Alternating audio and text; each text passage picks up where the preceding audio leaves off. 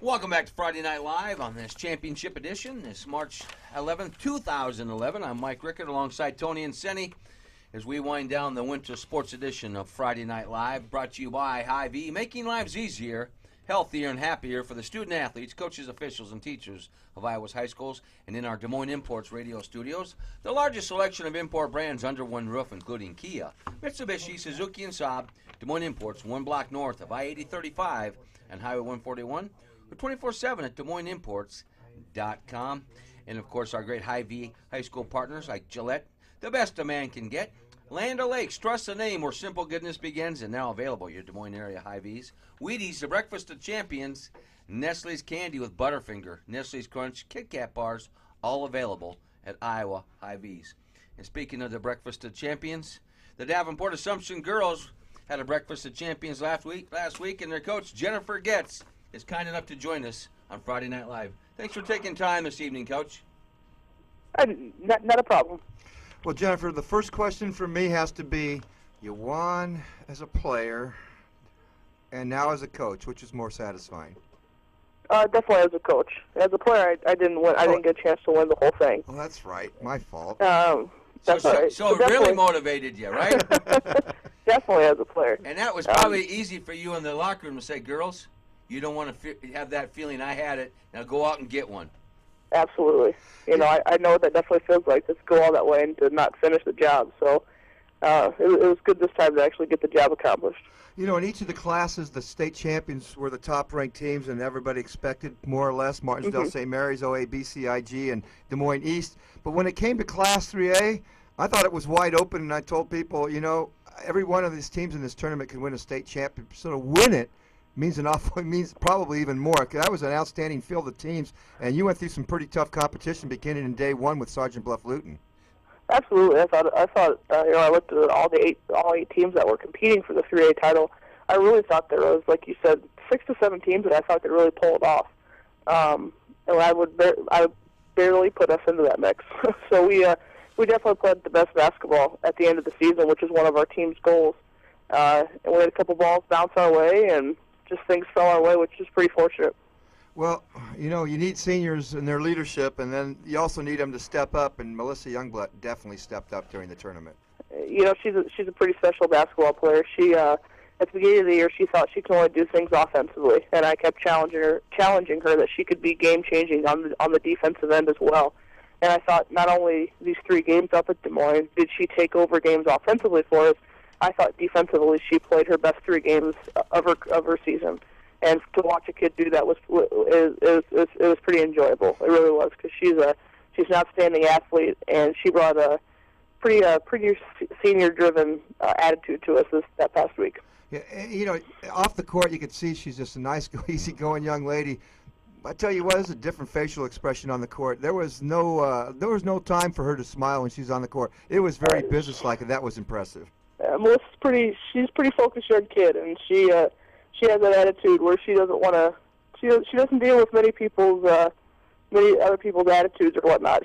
She has a goal and she wants to accomplish it, which I think is great. I think sometimes female athletes get a bad rep for having that competitive edge, and Melissa hasn't. I think that's why she did a good job carrying this team at times to a state championship.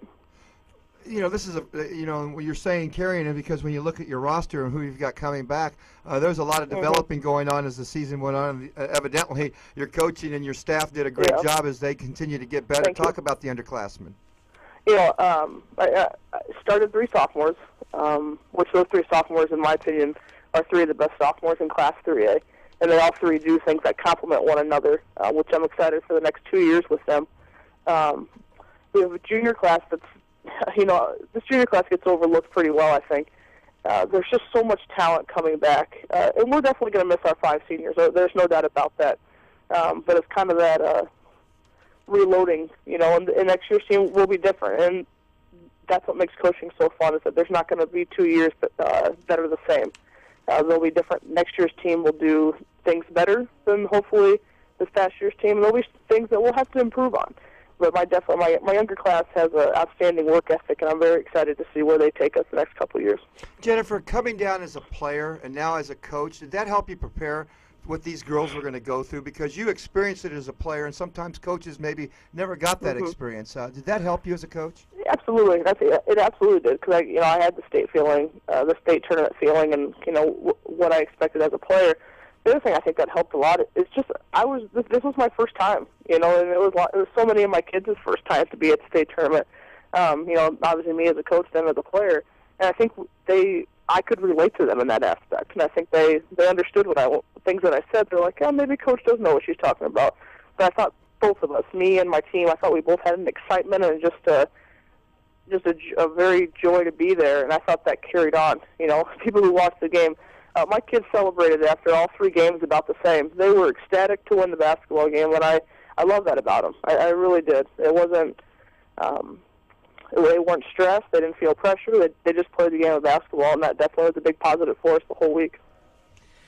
Talk about what it's been like on Cloud 9 for the entire Davenport Assumption family, yourself, the kids, and their gang. Talk about that. Well, I actually saw some of my kids today, and they're still on Cloud 9, which is awesome. It's a great thing. We actually just picked out our rings today, so they are. They're still on Cloud 9. To be honest, I know it hasn't hit them, and it really hasn't fully hit me yet to fully understand what this team accomplished this year. I don't, it's settled in a lot more than what it did last week about this time, but there's just so many things that this team overcame and grew together as, and it's just, I wish there was a word I could place on it, but it truly just was a magical run. I had a fearless group of young athletes, and I was very blessed. I listened to everything that I said, and we just, like I said, God was definitely on our side, but it was just a magical run for us.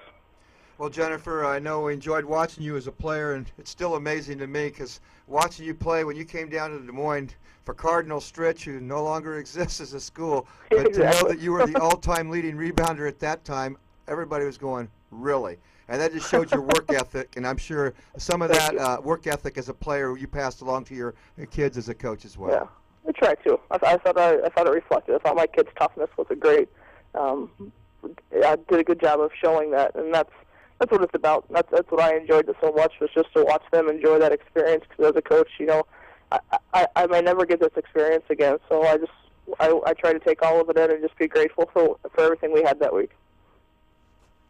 Well, young lady, we certainly appreciate you taking time to join us on the Iowa Sports Connection Friday Night Live. Thank you. Congratulations, and you've got a very bright future ahead of you there, and we look forward to seeing you next year at Wells Fargo. I appreciate it. Take care. Thank you. All right. Jennifer Goetz, Davenport Assumption girls basketball coach, and what a wonderful season. And Todd Borison, who coached at Southeast Polk, came from Davenport Assumption, so a lot of credit there as well. And Jennifer even talked about how she was grateful to get that job, but she did a great job of coaching. It was a wide open field, Mike, and Davenport Assumption winning that Class 3A state championship. By the way, we talked to Odebo, Arthur, Battle Creek, Ida Grove. We talked to Davenport Assumption. We talked to Des Moines East.